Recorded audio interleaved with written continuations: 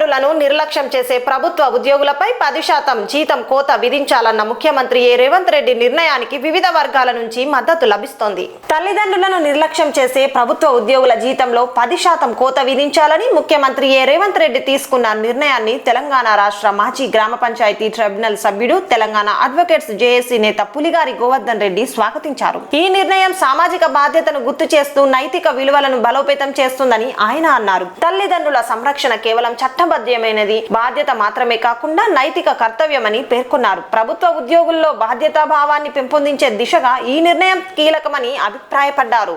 ఎవరైతే ప్రభుత్వ ఉద్యోగులు ఉన్నారో వారు తల్లిదండ్రులు చూడకుంటే వాళ్ళ జీతంలో 10% కట్ చేస్తామని చెప్పారు. దీనిపైన మీరు ఏమంటారు?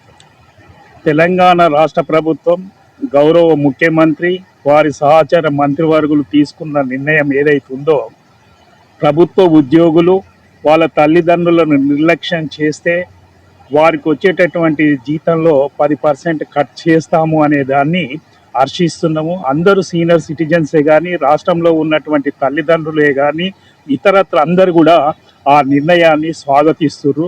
కాబట్టి గౌరవ ముఖ్యమంత్రి రేవంత్ రెడ్డి గారికి ధన్యవాదాలు తెలియజేస్తున్నాం. అదేవిధంగా దేశంలో ఏ రాష్ట్రంలో ముఖ్యమంత్రులు కానీ వారి సహచర క్యాబినెట్స్ కానీ ఇలాంటి నిర్ణయం తీసుకోలేరు.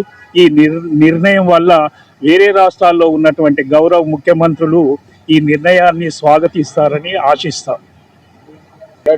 గౌరవ ముఖ్యమంత్రి రేవంత్ రెడ్డి గారు తీసుకున్నటువంటి నిర్ణయాన్ని దేశంలో ఉన్నటువంటి రాష్ట్ర ముఖ్యమంత్రులు వాళ్ళ క్యాబినెట్ కూడా వాళ్ళ రాష్ట్రంలో పనిచేసేటటువంటి ప్రభుత్వ ఉద్యోగులు వాళ్ళ తల్లిదండ్రులను నిర్లక్ష్యం చేసినట్టయితే వాళ్ళ శాలరీలో 10%కు కట్ చేస్తామనే దాన్ని అందరూ కూడా అమలు చేయాలని కోరుకుంటున్నాం.